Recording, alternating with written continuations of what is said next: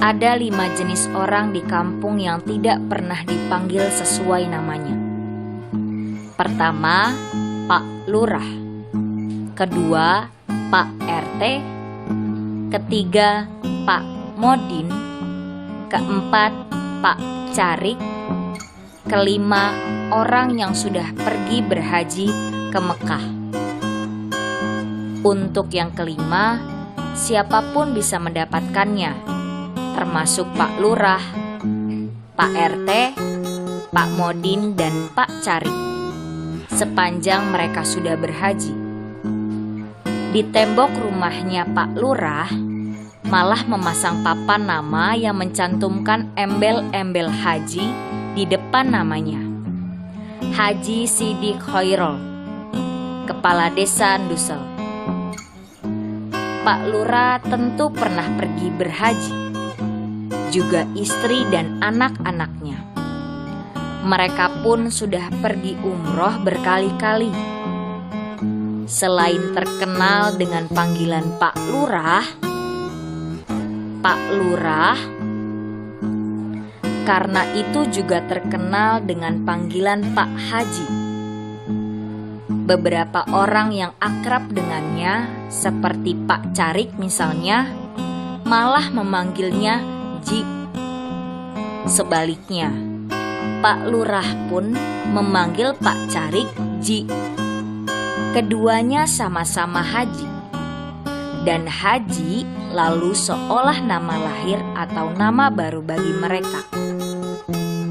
Perlakuan yang sama juga didapat istri dan anak-anak Pak Lurah. Istri Pak Lurah dipanggil Bu Haji. 3 anaknya dipanggil Mas Haji. Mereka keluarga haji. Tidak ada orang di kampung yang berkunjung ke Mekah sesering Pak Lurah dan keluarganya. Para kiai kampung yang di depan namanya juga sering diberi embel-embel KH atau Kiai Haji, meskipun sebagian belum tentu berhaji, juga tak ada yang menyaingi keseringan Pak Lurah pergi ke Mekah.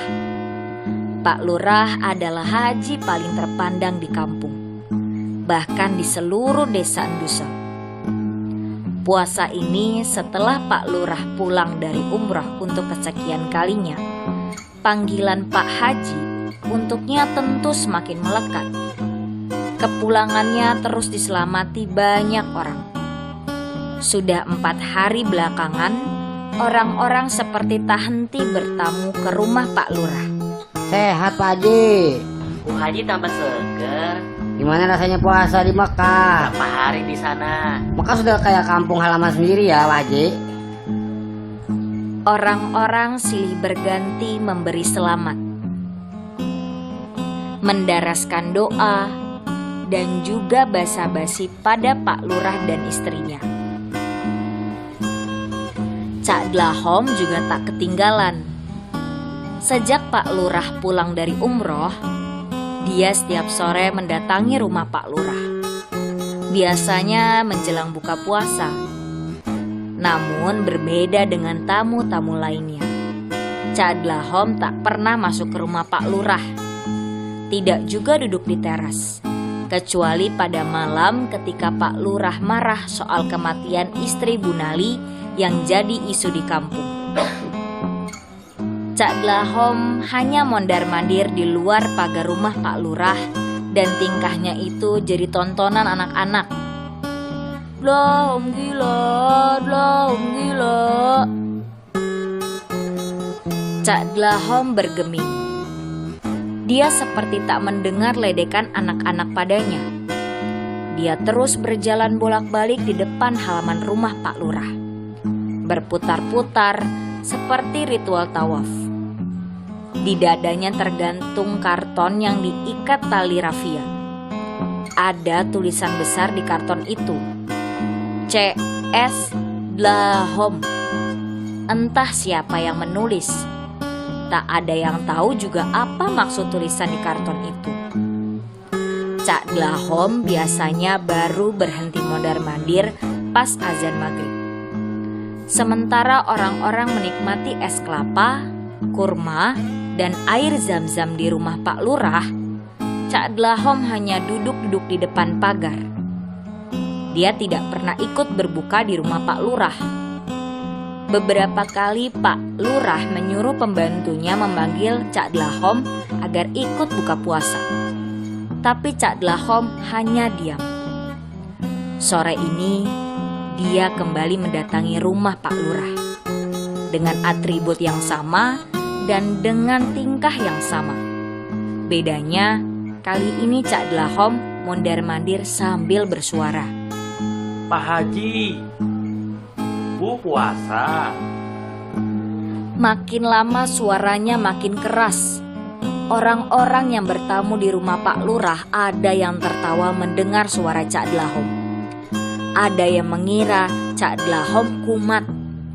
Ketika seperti biasanya pembantu Pak Lurah mengajaknya masuk ke rumah Pak Lurah, Cak Dlahom malah mengencangkan suaranya. Pak Haji, Bu puasa. Pembantu Pak Lurah kabur. Bersamaan dengan itu, Mat Piti yang sudah tahu beberapa hari belakangan Cak Dlahom mondar-mandir di depan pagar rumah Pak Lurah mendatangi Cak Dlahom. Ikut bersamanya Gusmut. Cak, ayo pulang. Cak, sudah buka. Tunggu, Mat. Tunggu. Tunggu apa lagi, Cak? Sudah maghrib. Kasihan Romlah. Dia membuat kolak untuk kita. Tunggu, Mat. Aku mau bertanya. Tanya sambil jalan, Cak. Kali ini Cak Dlahom menuruti kata Mat Piti. Dia ikut pulang. Di rumah Mat Piti, Romlah bersama suaminya sudah menunggu. Kolak pisang, ketan, berikut kopi dan teh panas sudah tersedia ruang tengah. Mat Piti dan Gusmut segera berbuka, lalu menyusul ke teras belakang tempat Cak Dlahom sedang menyeruput kopi. Romlah dan suaminya suap-suapan di ruang tengah. Cak, ngapain sampean setiap hari lari-lari di depan rumah Pak Lurah?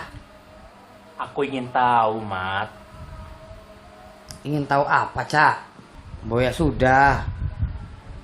Gak usah dibikin perkara.